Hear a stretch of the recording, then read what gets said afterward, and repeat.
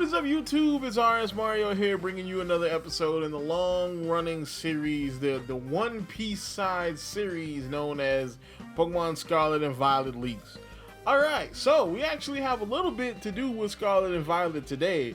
There's a lot of other things leaking and the end to a controversy to talk about today on this nice Friday afternoon. You know what I'm saying? But still, we are going to be talking about Scarlet and Violet a bit.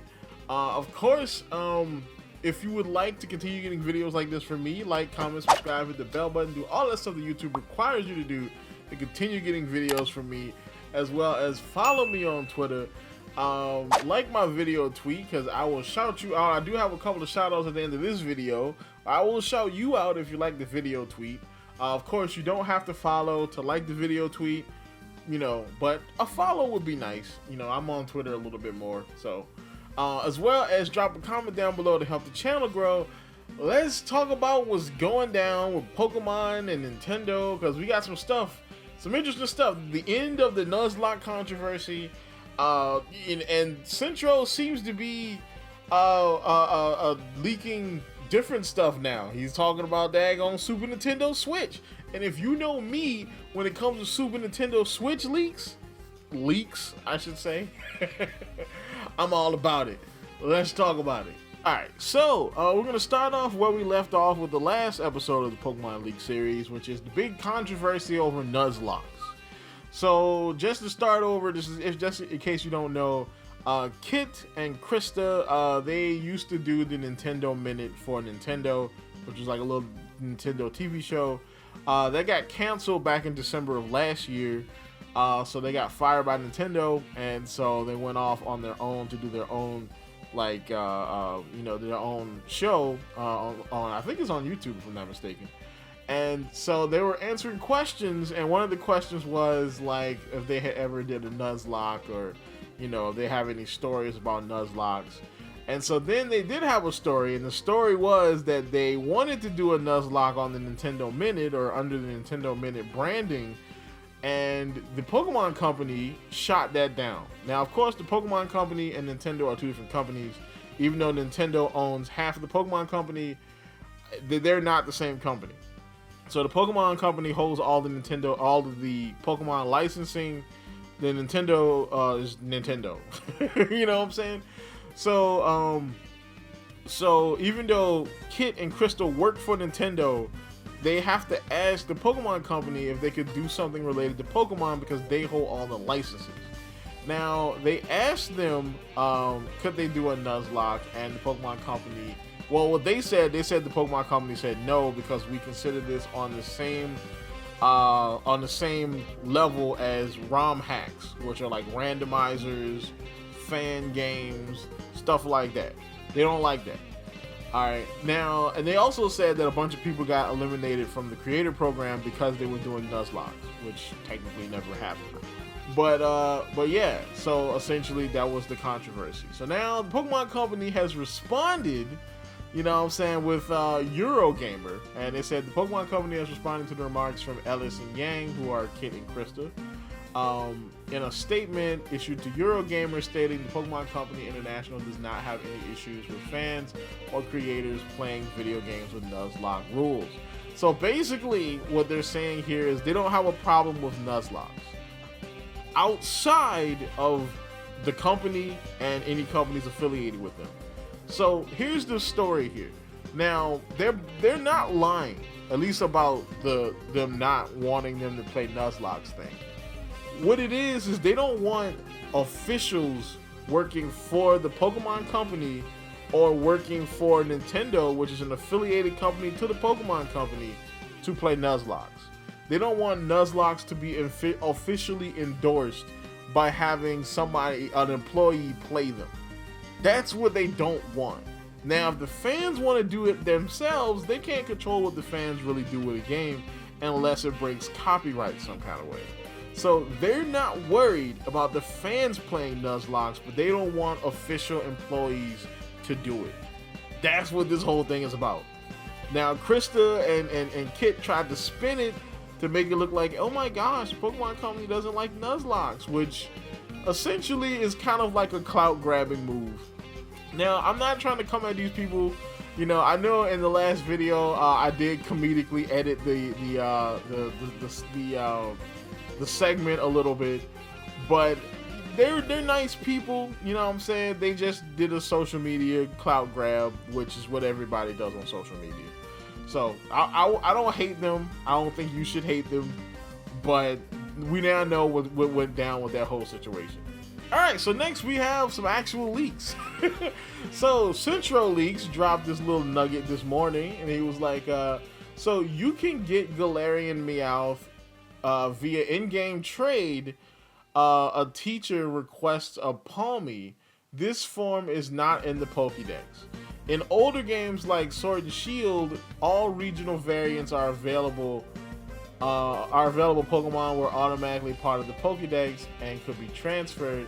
However, Scarlet and Violet will be more like Legends Arceus, and the regional forms won't be in the Pokédex and won't necessarily be programmed. Now, I don't know what the won't necessarily be programmed means. You know what I'm saying? I mean, because if in the game, they've been programmed in the game. You know, they have move sets, animations, everything. They're in the game. So, I don't know what they won't be programmed mean. But yeah, them not being part of the Pokédex, yeah, I see that. And that's what's going on with this. Since we don't have the national dex technically in Scarlet and Violet, yeah, any Pokemon that are outside of the Scarlet and Violet dex are not going to be on the dex. Alright, so then we have Riddler Q. Says, do you think Titan Champion using the Poison Terrestrial is cool and sick or not? So this brings up an interesting thing. So I'm guessing her ace is going to be what we've been calling the Poison Flower. This Pokemon is probably connected to Laleep. A lot of people are saying that's probably going to be her ace, which could suck, you know what I'm saying, because Laleep is grass rock and it's got like a 4x weakness to ice. So, I mean, it could suck, you know what I'm saying, but it could be interesting because if she's using Poison Terrestrial on it, it means that this Pokemon might not be poison at all. We've just been calling it poison because it's got the Poison Terrestrial hat on, but maybe this Pokemon isn't poison at all. Maybe this Pokemon is a completely different type, and she's terrestrializing it to poison to counter something else. So that will be interesting. You know what I'm saying? I can see that. So maybe this thing isn't a poison type at all. So we got the main event here. So the main event is basically Centro Leaks dropped these tidbits about the Super Nintendo Switch. Now that's what people call the SwitchPro or the Switch 2. I think it should be called the Super Nintendo Switch. It's just a better name for it. It rolls off the tongue. You don't get it confused with the regular Switch. We don't have a Wii U situation. The Super Nintendo Switch is a better version than the regular Switch. But an Nvidia employee has confirmed by accident the existence of the Tegra 239 SoC, which is System on a Chip. So whenever you see SoC in these terms, it basically means that it's a portable. So system on a chip is basically how they get all that stuff that computers require onto one chip that they can put on a board in a portable, like a portable game console, a phone, a laptop, a netbook, all that kind of stuff. So this has been rumored since 2021 to be the system on a chip that will power the Nintendo Switch's successor. This is the first time we have official word from Nvidia that it actually exists. As of the leak, we now know the following details for the next Nintendo Switch console. It's going to be running off the T239. It's got 8-core processor, which is in line with what you would think you would get with a kind of not bleeding edge, but kind of cutting edge machine as far as a portable goes. So an 8-core CPU, likely to be an ARM Cortex A78C or A78. Now I don't know much about ARM like portable processors, I know ARM is what they used back in the day for the 3DS.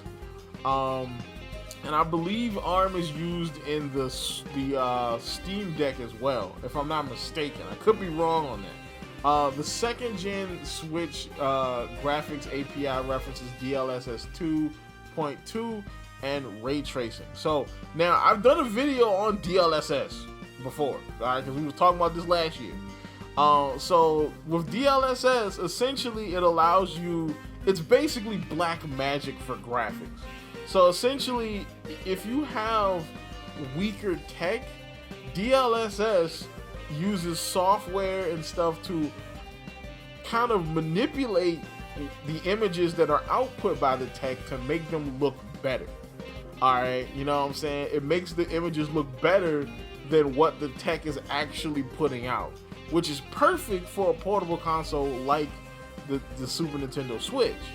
You know what I'm saying? And especially if these next details are right, DLSS will fit perfectly with it.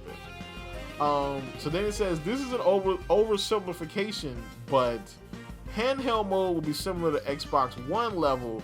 Docked mode will be slightly better than PlayStation 4 Pro. DLSS will be a game changer. Which, now again, I can't confirm or deny that. I mean, I know a little bit about this level of hardware architecture, but I can't confirm or deny that it's going to be Xbox One or PS4 or better than PS4 Pro level. But I can see Nintendo aiming for something like that, because having a portable PS5 at this rate is going to cost way too much money. You know what I'm saying? And what they want to do is they want to be competitive in a price perspective with the Steam Deck and with all the other Switch-like portable consoles that are out now. You know what I'm saying? So I can see them trying to navigate around that level. Not to mention, you also have to worry about the chip shortage. Chip prices are not going to go back down anytime soon. This is where we are now as far as chips go. So then we have from downtown, we have a daggone we have a crossover here. So Nate the Hate, basically known for these Switch leaks, basically comes in and says there's a lot of speculation and assumption there, basically talking about the power level of the console being Xbox One or PS4 Pro. And yeah, there is kind of some speculation there, but I can definitely see Nintendo aiming for that. Because, I mean, if they aim for that, I mean, there are chips out there. Like the TS, I mean, the Tegra 239 could probably pull PS4, you know, if not a little bit better with DLSS. That's feasible, you know what I'm saying? And I can understand Nintendo wanting to go for that because, again, they want to stay price competitive. So yeah, I can see this happening. This looks good. So, do you think that Centro is right and that this is gonna be around that level? Do you think Centro is pulling this out? Is pulling this out of his nether regions? Is this an arse pull for him? Tell me what you think down in the comments. Tell me what you think about the controversy. You know what I'm saying? Do you agree with Krista and Kit? Do you agree with Pokemon Company? You know what I'm saying? Tell me what you think down and below in the comments, because I want to talk to you. Alright, for Twitter shoutouts, we have HaboQuest, who liked my my fake leak theater about the 4chan leaks, the 4chan Generation 10 leaks. You can check that out if you want to. So thank you, HaboQuest. You are awesome. I almost called you HoboQuest, but you are not a hobo. You are Habo, which I guess that's a step up from hobo. But thank you, HaboQuest. And then Streamer Bot France, or Streamer Bot for real? Oh no, it is France because it's in French. Okay, so Streamer Bot France also retweeted my video tweet, so that's awesome. Thank you, Streamer Bot France. I think you are a person. If you are a person, thank you. If you're a bot, also thank you. Alright, so that's about it for the shoutouts today. Of course, like, comment, subscribe, hit the bell button, do all that stuff that YouTube requires you to do to continue getting videos from me, as well as drop a comment down below, like the video tweet so you can be like HaboQuest and Streamer Bot Friends and get shouted out in the show. And as always, people, keep it real.